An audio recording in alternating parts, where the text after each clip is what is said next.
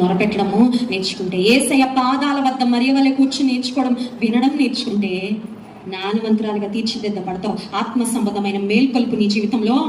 కొంతమంది స్త్రీలకు ఒక భ్రమ ఉంటుంది. ఆ భ్రమ ఏంటంటే, టీవీ సీరియల్లో చూస్తే చాలా జ్ఞానం వస్తుందని. ఏం జ్ఞానం వస్తుంది? కోడలు ఎలా ఆలోచిస్తుందో జ్ఞానం వస్తుంది. ఏంటంటండి, కోడలు ఎలాగ ఆలోచిస్తుందో, కోడల్ని ఎలా రాచరంపాన పెట్టాలో కూడా జ్ఞానం వస్తుంది అనుకుంటారు కొంతమంది. అది దయ్యముల జ్ఞానం అండి. యాకోబు పత్రిక 3వ అధ్యాయంలో ఉంటది. 2 రకాలైన జ్ఞానాల గురించి యాకోబు భక్తుడు మాట్లాడుతూ, పరసంబంధమైన జ్ఞానము పైనుండి వచ్చేది, అది పరిశుద్ధమైనది అని పరసంబంధమైన జ్ఞానాన్ని గురించి మాట్లాడాడు. భూ సంబంధమైన జ్ఞానము, దయ్యముల జ్ఞానం అనే మాట కూడా మాట్లాడాడు. ఆ దయ్యాల జ్ఞానం సంపాదించుకోవాలంటే బాగా ఈ లోక సంబంధమైన సినిమాలు, సీరియల్లు, కిట్టి పార్టీలు, స్నేహితులతో ఫోన్ వేసుకొని మాట్లాడడం, ఇది చాలా పెద్ద కాలక్షేపం చాలా మంది కదండి. చాలా పెద్ద కాలక్షేపం ఏంటంటే, వాళ్ళ సంగతులు వీళ్ళ సంగతులు అన్ని మాట్లాడుకొని చాలా జ్ఞానం సంపాదించేసుకుంటాం అనుకుంటారు. సహోదరి, పొరపాటు పడకు.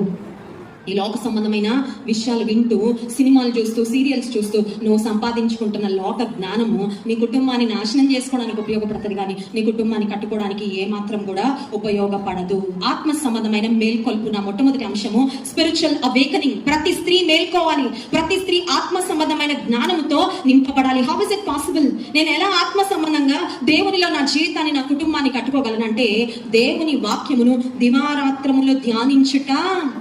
ఏది బాగా ధ్యానిస్తామో అది నిద్రలో లేపినా కూడా చెప్పగలం, అవునా కదా?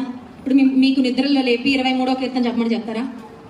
ఎందుకంటే అది బట్టి కొట్టేసాము ఎప్పుడో కదా, చిన్నప్పుడే అది వెళ్ళిపోయింది మెమరీలోకి. అది ఖచ్చితంగా కొంతమంది కొన్ని బాగా ధ్యానించేసి ఉంటారు. ఏంటో తెలుసా అండి, మిమ్మల్ని మీ శత్రువులు ఏమంటారండి? సవ్వకుండా పలానా బూతు మాట అన్నారండి, పలానా అవమానకరంగా మాట్లాడారండి, నా గురించి వీళ్ళకి చెప్పారండి, వాళ్ళకి చెప్పారండి. అంటే నువ్వు బాగా ధ్యానం చేసి చేసి చేసి చేసి నీవు ఎదుర్కొన్న ఆ భయంకరమైన సమస్య, లేదంటే నువ్వు ఎదుర్కొన్న అవమానకరమైన పరిస్థితి, వీళ్ళు ఎంతమందిని దేవుని వాక్యం ఎన్ని అధ్యాయాలు కంఠస్థం చేశారంటే కళ్ళు మూసుకొని చెప్పగలరండి, టకటక చెప్పగలరు.